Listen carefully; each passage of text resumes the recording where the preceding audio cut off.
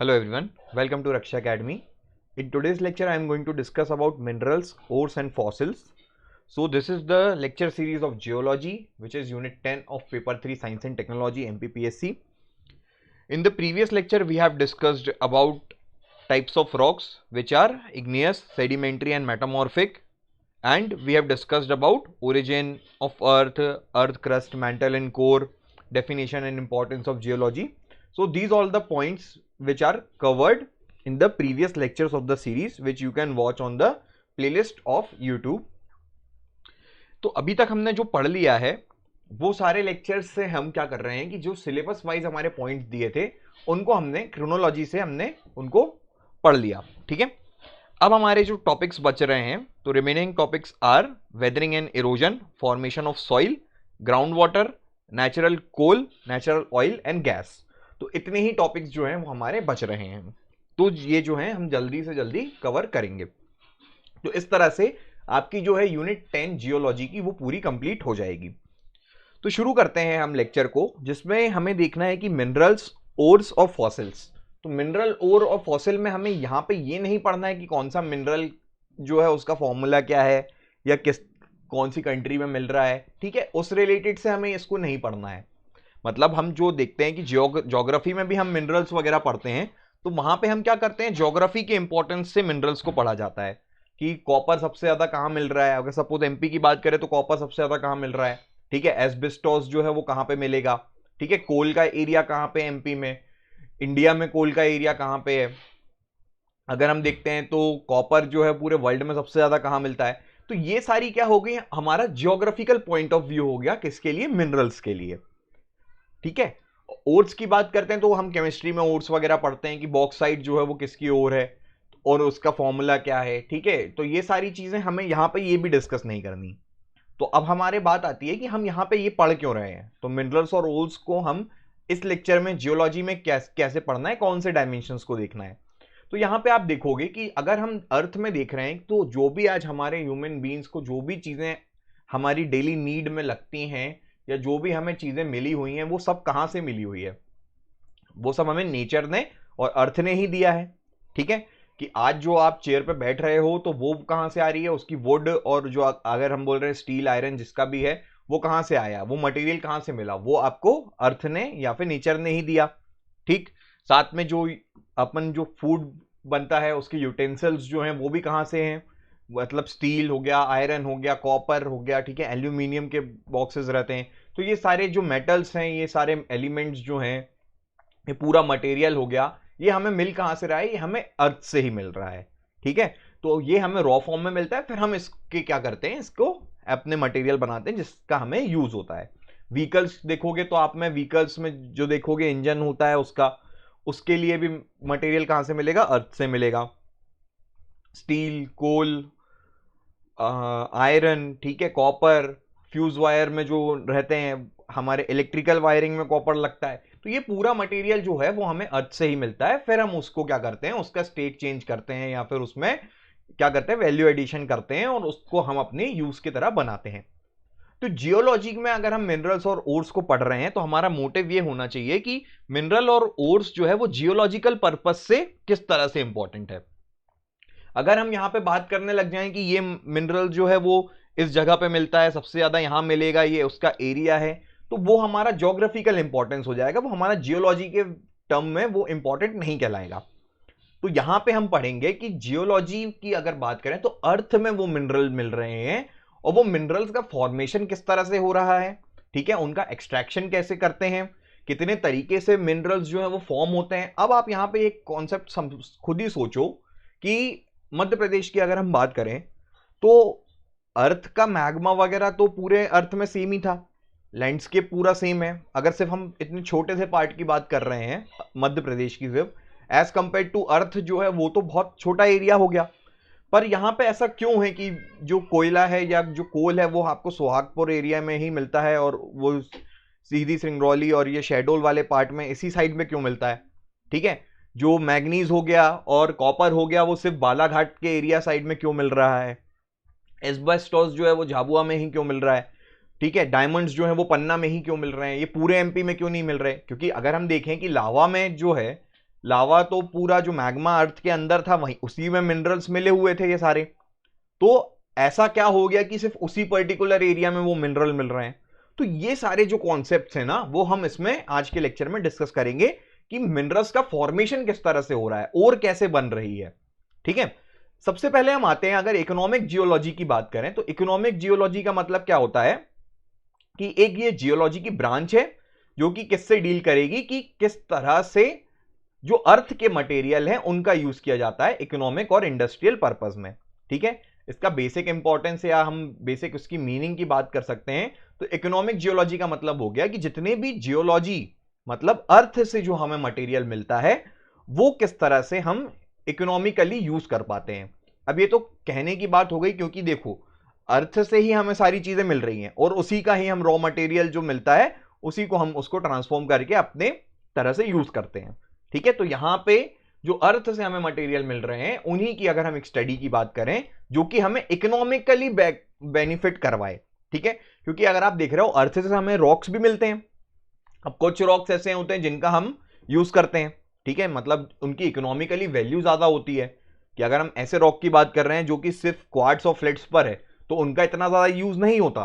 पर अगर हम ऐसे रॉक्स की बात कर रहे हैं जो कि मार्बल बन गया, ठीक है, तो उसको क्या होगा, उसका इकोनॉमिकली इंपॉर्टेंस और उसकी वैल्यू ज्यादा रहेगी। तो उन्हीं को हम अगर स्टडी करेंगे तो ये हम क्या बोल सकते हैं कि इकोनॉमिक जियोलॉजी में आएगा। फिर आगे बढ़ते हैं, तो यहां पे आप देखिए इकोनॉमिक जियोलॉजी की हमने बात करी, तो अब यहां पे मिनरल और ओर्स को अगर हम देखें तो मिनरल और ओर्स में क्या फर्क होता है। ठीक है, सबसे पहले मिनरल की अगर हम बात करें केमिकल पॉइंट ऑफ व्यू से तो ये जो है क्या एक डेफिनेट अरेंजमेंट रहेगा किसका, एटम्स का। ठीक है, ये हमने केमिस्ट्री में भी मिनरल्स पढ़े हुए हैं, मेटल्स एंड नॉन मेटल्स पढ़ा हुआ था। तो अब देखते हैं कि अर्थ के अंदर क्या है, हर एलिमेंट जो है वो बना किससे होता है, वो बनता तो सिर्फ उसकी जो हम डेल्टन्स एटॉमिक थ्योरी की अगर बात करते हैं तो बेसिक जो है वो एटम रहता है जिससे भी कोई भी एलिमेंट या मटेरियल बनता है। ठीक है, फिर उसके बाद में एटम के बाद में फिर और थ्योरीज आई, फिर उसने बताया कि उसके अंदर भी जो है कि एटम्स को भी अगर हम देखते हैं तो उसके अंदर भी आपको इलेक्ट्रॉन प्रोटॉन न्यूट्रॉन मिलता है। पर हम जो बेसिक अगर बात करते हैं सबसे छोटा माइन्यूट पार्टिकल जो है उसको हम एटम बोलते हैं। ठीक है, तो अब ये मिनरल्स ही क्या रहेंगे, मिनरल्स जो है वो एटम्स के ही डेफिनेट अरेंजमेंट से केमिकल कंपाउंड्स जो है वो बनते हैं, उन्हीं को हम मिनरल्स कहते हैं।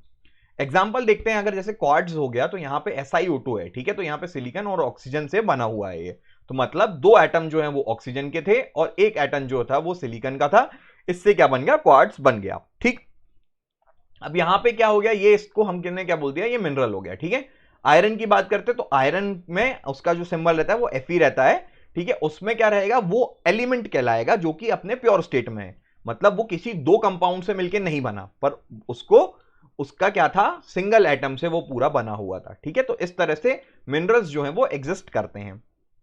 अगर हम बात करें अर्थ क्रस्ट पे जो हमने पहले पढ़ चुके हैं तो यहां पे आप देखोगे कि 8 तरीके के एलिमेंट्स जो थे वो अबेंडेंट थे। ठीक है, उसमें से पहला क्या था, ऑक्सीजन था, दूसरा सिलिकॉन। ठीक है, तो अब जहां पे हमने देखा था कि अगर हम मेटल की बात कर रहे थे तो फिर हम सिलिकॉन एल्यूमिनियम की बात करते हैं, पर अगर एज अ होल देखें हम तो सबसे ज्यादा ऑक्सीजन ज्यादा होता है।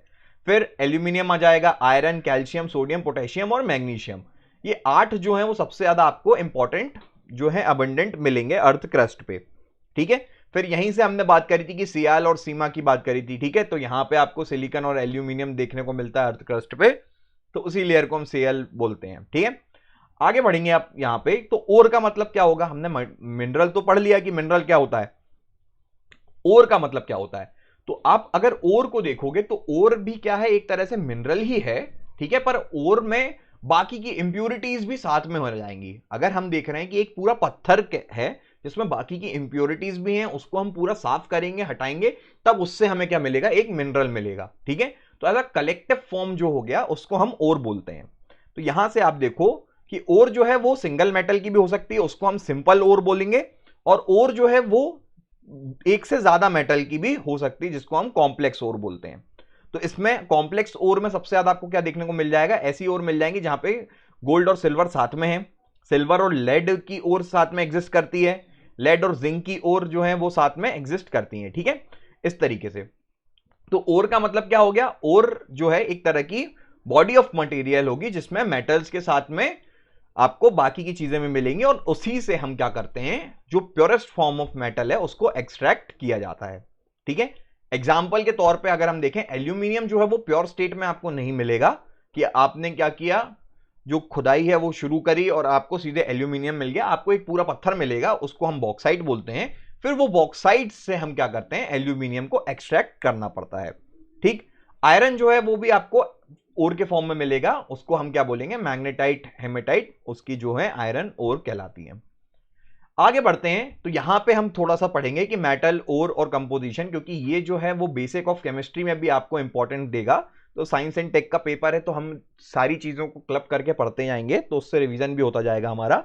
ठीक है, यहां पे इंपॉर्टेंट क्या है कि 3 मार्कर में आपको ओर भी पूछ सकता है कि किस मेटल की कौन सी ओर है, तो ये हमें पता होना चाहिए। ठीक है, सबसे पहले आप देखो, आयरन की जो है, आयरन की 3 तरह की ओर रहती है, हेमेटाइट, मैग्नेटाइट और लेमोनाइट। ठीक है, अब इसमें डिफरेंस क्या होगा, यहाँ पे आयरन का कंपोजिशन तो रहेगा यहाँ पे Fe2, ठीक है, ये आयरन का सिंबल होता है, और ऑक्सीजन जो है वो O3 यहाँ पे मिलेगा, ये हेमेटाइट कहलाएगी। फिर इसके बाद में FeO.Fe2O3, ये जो है इसको मैग्नेटाइट बोलेंगे, और लेमोनाइट में क्या होगा, वाटर का हाइड्रेटेड फॉर्म में आपको हेमेटाइट मिलेगी, तो उसको हम क्या बोलेंगे, लेमोनाइट बोला जाता है। कॉपर की बात करें तो कॉपर का जो देखो, चाल्कोपाइराइट उसकी ओर कहलाती है, या फिर नेटिव कॉपर। नेटिव कॉपर मतलब यहाँ पे ये प्योरेस्ट फॉर्म में आपको कॉपर भी मिलेगा, तो उसको नेटिव कॉपर उसकी ओर को बोल सकते हैं, या फिर इसको हम ओर ना भी बोले तो चलेगा। या फिर चाल्कोपाइराइट की बात करें तो ये CuFeS2 में आपको मिलेगा, ठीक है, जिसमें कॉपर, आयरन और सल्फर तीनों साथ में क्लब्ड रहेंगे, तो ये क्या हो जाएगी, उसकी कॉम्प्लेक्स ओर हो जाएगी। ठीक, जो हमने सिंपल और कॉम्प्लेक्स ओर की बात कर रहे थे उसका एग्जांपल यहां पे आपको देखने को मिल जाएगा। मैग्नीज को देखो, मैग्नीज में MnO2 में मिलेगी आपको, और साथ में ही इसका हाइड्रेटेड फॉर्म जो रहेगा वो भी आपको देखने को मिलेगा। एल्यूमिनियम की एक ही ओर होती है, बॉक्साइट, जिसका नाम क्या रहेगा, Al2O3.2H2O। ठीक है, मतलब एल्यूमिनियम ऑक्साइड के साथ में हाइड्रेटेड फॉर्म में उसको रहेगी, तो इसी से हम इसको एक्सट्रैक्ट करते हैं और एल्यूमिनियम जो है वो मिलता है हमें। तो अब ये हम अगर जियोलॉजिकल पॉइंट ऑफ व्यू से पढ़ें तो यहाँ पे आप देखेंगे ये सारे जो हैं एलिमेंट्स या मेटल्स की बात करें, ये सब हमें डेली लाइफ में यूज होते हैं। ठीक है, आयरन का यूज देखेंगे तो आपको जो व्हीकल्स हो गए, आपका जो घर पे जो है वो बिल्डिंग मटेरियल में आयरन यूज हुआ होगा, कॉपर आपकी इलेक्ट्रिसिटी वायरिंग में होगी, ठीक है, एल्यूमिनियम जो है आपके यूटेंसिल्स में होगा, फिर जिंक वगैरह जो है, अभी तो यहाँ पे ये तो मिनरल्स भी हैं, साथ में ही हम इनको गोल्ड, टाइटेनियम, ये सब हमारे यूज होते हैं। ठीक है, टाइटेनियम तो यूज नहीं होता है हमारे डेली लाइफ में, पर बाकी जो है हम यूज करते हैं। फिर ओर को अगर देखें तो लेड की क्या होती है, और गैलिना होगी, इसमें PbS के फॉर्म में रहेगी ये। फिर गोल्ड जो है, नेटिव गोल्ड आपको मिलेगा, इस सिंपलेस्ट फॉर्म में मिलेगा, ठीक है, साथ में ही इसके कुछ और नहीं होगा। या फिर अगर सिल्वर के साथ में रहता है तो वो ओर को गैलिना नहीं बोलेंगे, वो फिर कॉम्प्लेक्स ओर में आ जाती है। आगे बढ़ते हैं अपन, तो ओर तो हमने पढ़ लिया। अब ओर का मतलब क्या था, हमने देखा था कि उसमें और भी सारे मटेरियल जो है आपको मिलेगा। तो अगर हम देखते हैं कि अर्थ को जब हम क्या करते हैं कि उसमें डिग करते हैं या माइनिंग पर्पज से हम जाते हैं मेटल को ढूंढने, कि हमें यहाँ पे पता चलता है कि इस एरिया में कोई मेटल प्रेजेंट है, तो हम क्या करेंगे, माइनिंग ऑपरेशन हमारे चालू होते हैं। तो जब हम खोद के वो पूरा एक मटेरियल को बाहर लेके आते हैं, तो उसमें आप देखोगे कि साथ में सॉइल के पार्टिकल भी रहेंगे, ठीक है, फॉसिल्स भी रहेंगे, उसमें ह्यूमस भी प्रेजेंट रहेगा। मैग्मा अगर बहुत ज्यादा अंदर से लेके आ रहे हैं तो आपको लावा और मैग्मा के जो भी पोर्शन है वो भी मिलेगा, इसके साथ में रॉक्स भी उस पे लगे हुए रहेंगे। तो यहां पे आप देखोगे कि पूरा एक मटेरियल जो है जिसमें क्या मिलेगा आपको, एक हो जाता है मिनरल, और साथ में ही बाकी का जो दूसरा मटेरियल रहेगा। ठीक, अब ये दूसरा मटेरियल जो कि वर्थलेस रहता है उसी को हम क्या बोलते हैं, गैंगवी बोला जाता है। ठीक, इससे क्या होगा कि ये जो है काम में नहीं आएगा हमारे, इसी से जो ओर रहेगी उसको हमें क्या करना पड़ेगा, इसको प्योर फॉर्म में लाना पड़ेगा। उसके लिए भी प्रोसेसेस रहती हैं जिससे हम क्या करते हैं, मेटल्स को एक्सट्रैक्ट करते हैं।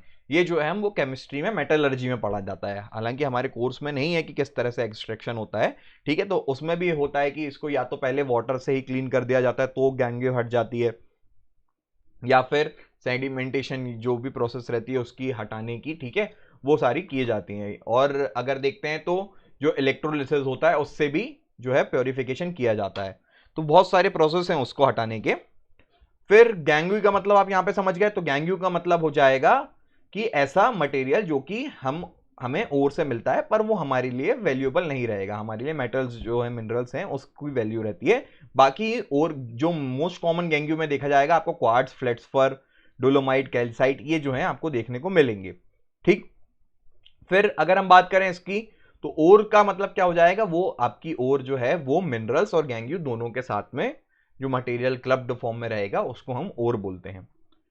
अब नेक्स्ट आते हैं एक टर्म पे, ग्रेड ऑफ एन ओर। तो ग्रेड ऑफ एन ओर का मतलब क्या होता है कि आप देखोगे कि ओर जो है हमारी प्योरेस्ट फॉर्म में उसमें कितना ज्यादा अमाउंट ऑफ मिनरल प्रेजेंट है वो उसका क्या हो जाएगा, ग्रेड हो जाएगा। ठीक है, मतलब जितना ज्यादा उसमें मिनरल प्रेजेंट हो रहा है, क्योंकि आप देखोगे ओर सिर्फ एक ही पर्टिकुलर एरिया में तो मिलेगी नहीं, अलग अलग जगह मिलेगी। ठीक है, तो अगर अलग अलग जगह देख रहे हैं तो सपोज अगर मध्य प्रदेश में हम बात कर रहे हैं तो सपोज जो है अपना सुहागपुर वाला एरिया है, वहां पे कोल जो है उसकी क्वालिटी कुछ है। ठीक है, और फिर अगर हम देख रहे हैं कि अगर और भी कोई रीजन में अगर हमें कोल मिल रहा है तो उसकी क्वालिटी डिफर कर सकती है।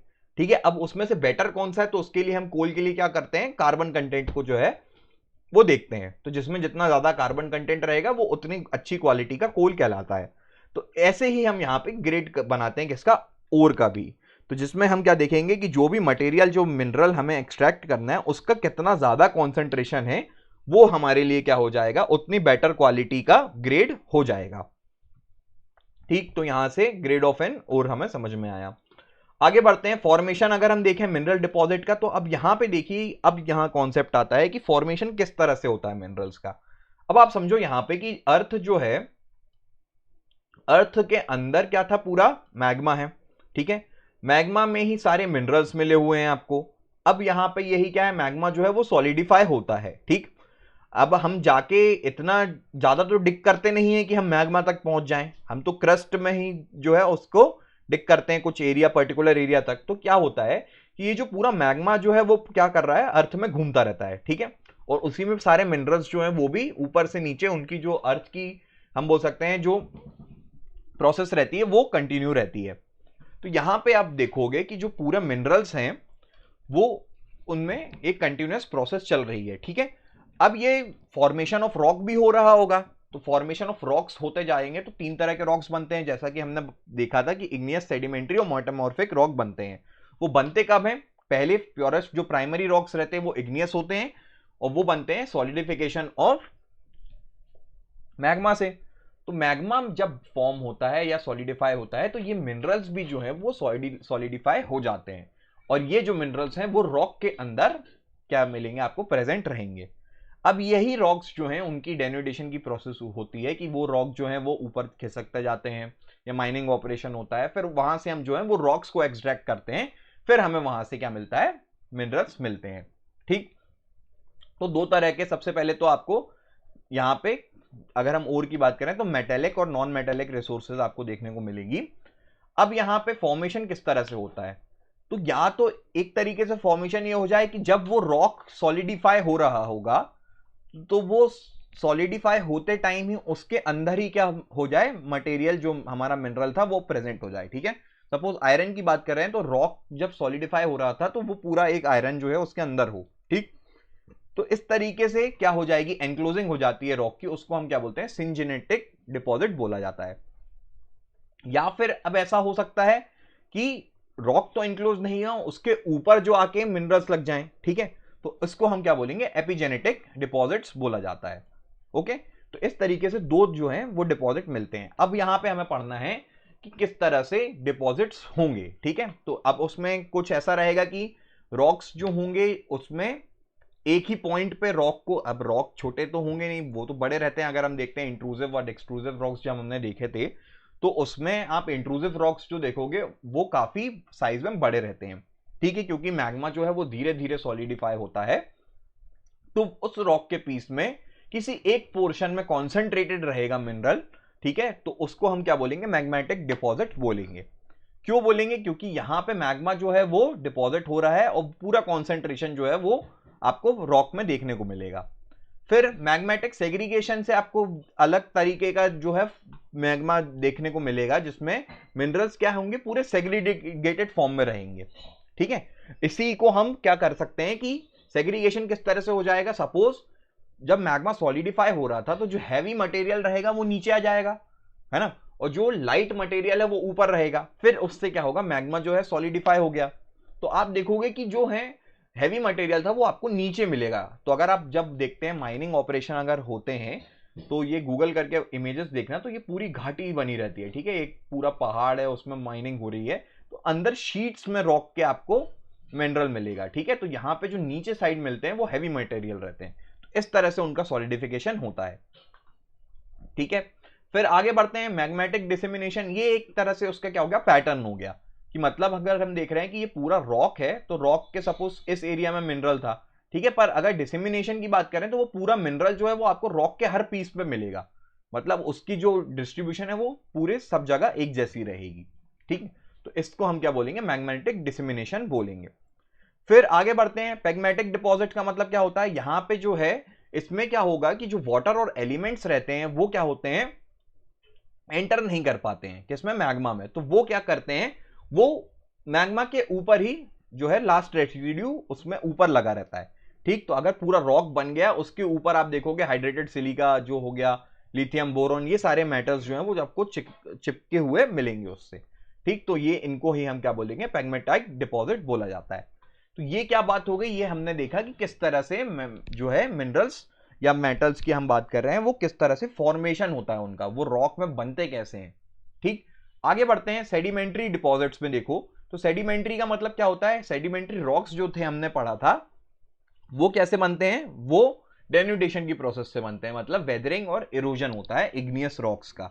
तो अब इग्नियस रॉक्स का अगर हम देख रहे हैं तो यही प्रोसेस जो है मिनरल्स में भी काम आ सकती है, कि इसमें क्या होगा, सेडिमेंट्री डिपॉजिट्स की अगर हम बात करें तो जो नीचे, ठीक है, नीचे भी क्या हो रहा है, अर्थ के नीचे भी प्रोसेस चल रही होगी, वहां पे भी सेडिमेंटेशन हो रहा होगा। अगर हम सिर्फ क्रस्ट की बात करते हैं तो वहां पे एयर और वाटर के कारण होता है, पर नीचे अगर हम जब देखते हैं मैग्मा की रिस्पेक्ट पे अगर बात कर रहे हैं तो मेंटल में क्या होगा, पूरा लिक्विड फॉर्म रहता है, तो वहां पे भी क्या होता है, मेटल्स इधर से उधर जो है वो उनकी इरोजन होता रहता है, ठीक। तो उस तरह से क्या होगा, आपको यहाँ पे कॉन्सेंट्रेशन देखने को मिलता है। अब जैसे कोल की हम बात कर रहे थे तो मध्य प्रदेश में जो सुहागपुर और इस साइड का जो हमारा ईस्टर्न एरिया हो गया, वहां पे ही कोल मिलता है, क्योंकि वहां पे उस साइड में रॉक्स जो थे वो इरोड होके उस साइड डिपॉजिट हो गए, ठीक।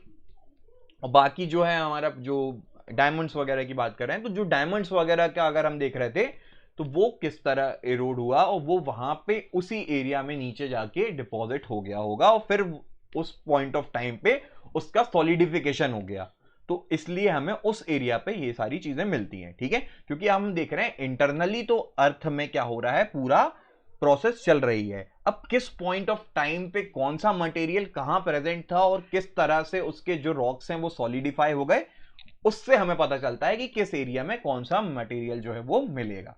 तो यहां पे अपन को समझ में आया ना कि यहां के कौन से एरिया में कौन सा मटेरियल आपको या मिनरल आपको मिलता है। आगे आते हैं, अपन देखते हैं, तो मिनरल्स जो है वो दो तरह के मिलेंगे आपको, मेटालिक मिनरल्स मिलेंगे और नॉन मेटालिक मिनरल्स मिलेंगे। तो यहां पे थोड़ा सा अब हम क्या करेंगे, देखो अभी हमने जियोलॉजी के रिस्पेक्ट से पूरा मेटल्स पढ़ लिया, ओर्स पढ़ लिया कि किस तरह से उनका फॉर्मेशन होता है और क्यों हमें अलग अलग पार्ट में मिलते हैं मेटल्स और ओर्स, ठीक है। अब हम मेटालिक मिनरल्स की अगर बात करें तो थोड़ा हमें यहाँ पे इनके यूजेस भी पढ़ना पड़ेंगे, क्योंकि ये भी पूछ लेगा, ठीक है। क्योंकि अगर हम जियोलॉजी की बात कर रहे हैं तो हमने इकोनॉमिक जियोलॉजी जब हमने शुरुआत में बात करी थी तो इकोनॉमिकल इंपॉर्टेंस के बारे में पढ़ा था, और जियोलॉजी का अगर हम देखते हैं पूरे हर डायमेंशन से कवर करना चाह रहे हैं तो पहले हमें यहाँ पे इकोनॉमिक डायमेंशन को भी कवर करना पड़ेगा। इसलिए करना पड़ेगा क्योंकि हम जब इंपॉर्टेंस ऑफ जियोलॉजी हमने जो पहला पॉइंट था उसमें पढ़ा था कि हम यहां से जियोलॉजी की मदद से हम देख सकते हैं कि कौन सा मिनरल कहां पे प्रेजेंट है, तो उसके लिए अर्थ की स्टडी कराई जाती है, तो उससे हमें क्या मिलेगा, इकोनॉमिक इंपॉर्टेंस रहेगा। तो इसलिए हमें यहां पे मिनरल्स का इंपॉर्टेंस भी पढ़ना पड़ेगा, ठीक है। तो इससे आप देख सकते हो कि सबसे पहले अगर हम मेटालिक मिनरल्स की बात करें तो आयरन स्टील जो है आपने पता है किस तरह से मिलता है, लोकोमोटिव्स वगैरह, बिल्डिंग मटेरियल्स, ठीक है, इन सब चीजों में यूज होता है। कॉपर का यूज क्या है, इलेक्ट्रिकल वायर्स, ठीक है, जो हम बनाते हैं, यूटेंसिल्स, कॉइन्स, ये सारी चीजें जो है वो कॉपर की बनती हैं। एल्यूमिनियम जो है, एल्यूमिनियम का भी यूज किया जाता है ऑटोमोबाइल, एयरप्लेन, बिल्डिंग, इन सब में। लेड जो है, लेड का यूज किया जाता है बैटरीज में, सेरामिक्स में। जिंक जो है वो गैल्वेनाइजिंग के लिए यूज होती है और एलॉय बनाया जाता है, उससे ब्रास बनाई जाती है। क्रोमियम जो है वो स्टेनलेस और हीट रेजिस्टेंट स्टील के लिए यूज होता है, बनाया जाता है इससे। टाइटेनियम जो है वो स्टील में यूज होता है, ठीक है। तो इस तरीके से हमने क्या पढ़े, उनके यूजेस पढ़े। नॉन मेटल्स की अगर हम यूज देखें तो नॉन मेटल्स में आप यूज देख सकते हो, सबसे ज्यादा इंपॉर्टेंट जो हो जाएगा हमारे लिए वो इंडस्ट्रियल मिनरल्स, जैसे लाइमस्टोन हो गया, चाइना क्ले हो गई, ठीक है, कोलिन बोलते हैं जिसको। जिप्सम, जिप्सम के बारे में अभी ही क्वेश्चन आया था, ठीक है, जो 2019 का साइंस का पेपर था उसमें जिप्सम पूछा गया था। ग्रेफाइट, मैग्नेटाइट, ये सारी चीजें जो हैं वो सबसे ज्यादा इंपॉर्टेंट रखती हैं नॉन मेटल्स के रिस्पेक्ट में। अगर हम देखें लाइमस्टोन जो है, लाइमस्टोन मिनरल सीमेंट इंडस्ट्री में यूज होता है। पोर्टलैंड सीमेंट मिक्सचर जो है उसका हीट करके उसको क्रश करा जाता है लाइमस्टोन और क्ले को। फिर साथ में ही अगर हम देखें तो ग्रेफाइट जो है वो उसका यूज किया जाएगा, ग्रेनाइट का यूज करते हैं मैं, और साथ में जिप्सम जो है प्लास्टर ऑफ पेरिस बनाने के लिए काम आता है। तो इस तरीके से हमें इनके यूजेस भी पढ़ने हैं, अभी आगे और पढ़ते हैं हम इसके बारे में, ठीक है। तो माइका, तो माइका का मतलब क्या हो गया, माइका जो है वो एक तरह से बहुत अच्छा इंसुलेटर रहता है, तो वो लिब्रिकेंट में भी यूज होगा, इलेक्ट्रॉनिक इंडस्ट्री में यूज होता है। जिप्सम की बात करें तो उसमें प्लास्टर ऑफ पेरिस बना सकते हैं उसको, उसका फॉर्मूला जो है वो आपको पढ़ना है। फिर साथ में ही सीमेंट मैन्युफैक्चरिंग के लिए आएगा। एस्बेस्टोस जो झाबुआ में मिलता है हमारे, ठीक है, तो यहाँ पे एस्बेस्टोस में आप देखोगे इसकी शीट्स बनाई जाती हैं, ये भी एक थर्मल इंसुलेटर है, फायर प्रूफिंग के लिए लगाया जाता है, बिल्डिंग के ऊपर जो है इसकी शीट्स लगाई जाती हैं। मैग्नेसाइट जो हो गया, इसका जो सॉल्ट्स ऑफ मैग्नीशियम है उनके लिए बनाया जाएगा, एक्सट्रैक्शन किया जाता है मैग्नीशियम मेटल का यहाँ से। फिर बाराइट जो है उसको ड्रिलिंग मड जो है हमारा बोल सकते हैं, ऑयल ऑफ वेल, फिल्टर्स लगाए जाते हैं पेंट में, तो इसके लिए यूज होता है। ग्रेफाइट जो है वो उसका यूज करते हैं हम किसके लिए, हीट और केमिकल रेजिस्टेंस कंटेनर के लिए, ठीक। क्ले का आपको यूज पता है सारा। नेक्स्ट हम आते हैं किस पे, फॉसिल्स पे। तो मिनरल्स और ओर्स में हमारे लिए सिर्फ इतना ही था कि हमें जियोलॉजी के रिस्पेक्ट में मिनरल और ओर पढ़ना है, बाकी जो है हम अपने ज्योग्राफी में पढ़ते हैं और केमिस्ट्री में पढ़ते ही हैं, तो वो सारे पॉइंट ऑफ व्यू जो हैं वहां से हमें कवर हो जाएंगे। और साथ में ही जो जियोलॉजिकल पॉइंट ऑफ व्यू से था वो हमने इतना ही डिस्कस किया उसमें। फिर फॉसिल्स पे आते हैं, तो फॉसिल्स का मतलब क्या होता है। तो अब जैसे हम फॉसिल्स को देखते हैं तो जो एविडेंट है लाइफ का, ठीक है, वो हमें कहां से मिलता है, फॉसिल्स से मिलता है। इसका मतलब अगर जैसे हम देख रहे थे कि हिस्ट्री हम पढ़ते हैं तो हिस्ट्री में हमने देखा था कि मेहरगढ़ क्यों है, ठीक है, आदमगढ़ क्यों है, सती प्रथा जो है वो हमें एरंड से उसके एविडेंस मिले। तो ये सब एविडेंस और ये सारी चीजें कहाँ से मिल रही हैं, ठीक है, कि हम देखते हैं कि स्कल मिल गया, ह्यूमन स्कल मिला, ठीक है, एग्रीकल्चर के कुछ मिले, तो ये सब चीजें क्या है, फॉसिल्स में आती हैं। इसका मतलब ये जो ट्रेसेस हैं ऑर्गेनिजम्स के, प्लांट्स के, एनिमल्स के, ठीक है, ये सब क्या कहलाएंगे, फॉसिल्स कहलाते हैं। फिर अगर हम इसकी बात करें तो स्टडी को क्या बोलेंगे फॉसिल्स की, तो उसको ही हम पैलेंटियोलॉजी बोलते हैं, ठीक है। अब देखो यहाँ पे फॉसिल्स जो हैं वो क्या होंगे, हमारा एक तरह से बेसिस बनते हैं कि हमें आगे वाले टाइम में जो हमारा पीछे का टाइम है उसके बारे में पता चले, ठीक।